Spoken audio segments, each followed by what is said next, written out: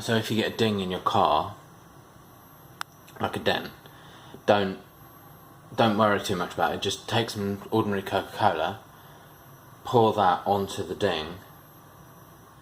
It won't like pop it out, but it will make it sticky. You know when you sort of look at something for so long that it sort of starts to lose its meaning, or starts to look slightly strange? Well, I've been doing that recently with my own face, just sort of staring at it in videos and in the mirror, not in a vain way, but just trying to make sense of it. And I'm starting to think maybe it's starting to grow. I mean in the sense of it started to get larger. I just feel like my face used to just sort of be from here to here, but recently it's been sort of going from one ear all the way around to the other ear. Anyway, I started to think about this, and I figured the only sort of solution would be to sort of empirically test it in some way. So I decided the best way to do that would be to get a bowl of water and sort of push my face into it and check the displacement, you know, like they do with the gold crowns in that Eureka story. And so I lined up the bowl of water and sort of pushed my face into it, and that's when I realised that that sort of data that could be gathered would only be useful if A, I'd done it before my face had changed size, so then I'd have something to compare it to, and also if I'd measured how much water was in the bowl to begin with. But also the logistical problem of it is that I couldn't, tell whether I couldn't look at how much the water in the bowl was rising because my face was in it.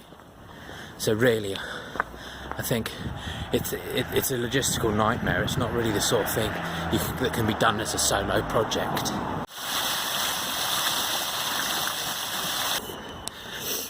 I've been going through some boxes recently to get rid of some stuff, having a bit of a clear out, and came across a box filled with poems and stuff that I'd written when I was a teenager. I think everyone pretty much goes through a stage, or at least nearly everyone goes through a stage when they get into writing poetry, sort of teenage angst nonsense, and a lot of it was, looking at it now, was really, really quite cringy. I mean, quite difficult to look at, almost. You pick it up and you see the sort of things that you thought were profound or interesting back then, and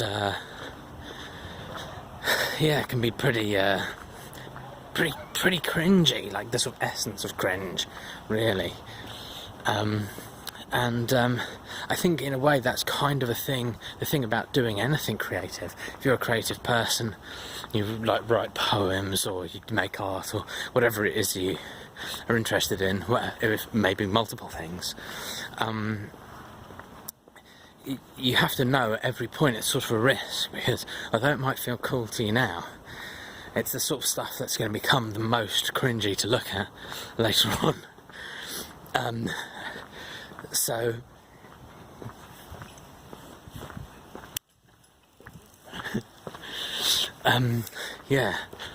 But the thing is, when I was doing it, I started to think about why your past self makes you cringe so much, and sort of what that means.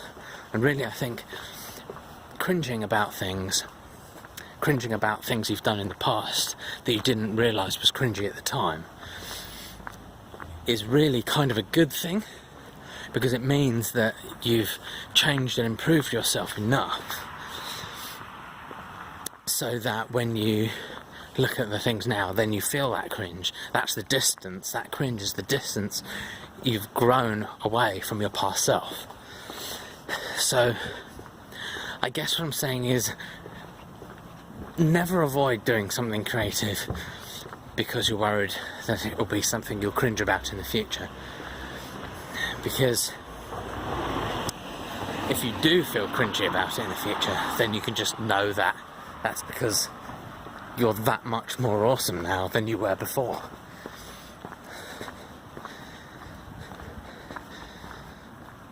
I guess it's sort of, it'd be worse if you never cringed about anything in your past. That would mean that you've sort of stayed exactly the same. and that's the distance that you've got, which is a distance of 0, you know.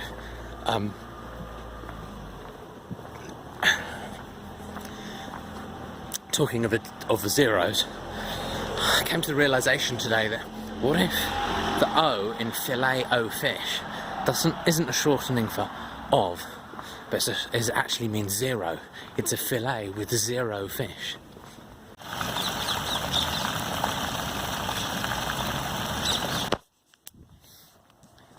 So how can you tell if an animal, like something like a cat, for example, has gone completely insane?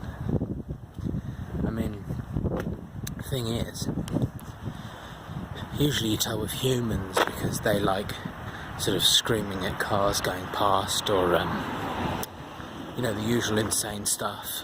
But you know, what if they weren't that kind of insane, but the kind of insane where they could, you know, sort of hide it a bit, you know, or at least there were no easily observable outward signs, but inside, you know, the cat was just thinking all of these sort of crazy, paranoid thoughts, you know, like, I don't know, well, I mean, what would a cat think of that was sort of crazy? I don't know, I mean, what if they were just sort of thinking, looking at their food and thinking, I wonder if this food has got poison in it, or I wonder if my humans are trying to brain control me with like electronic gadgets, or,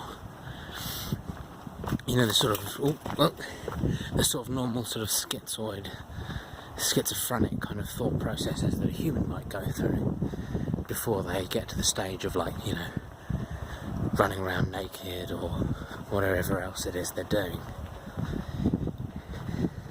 Yeah.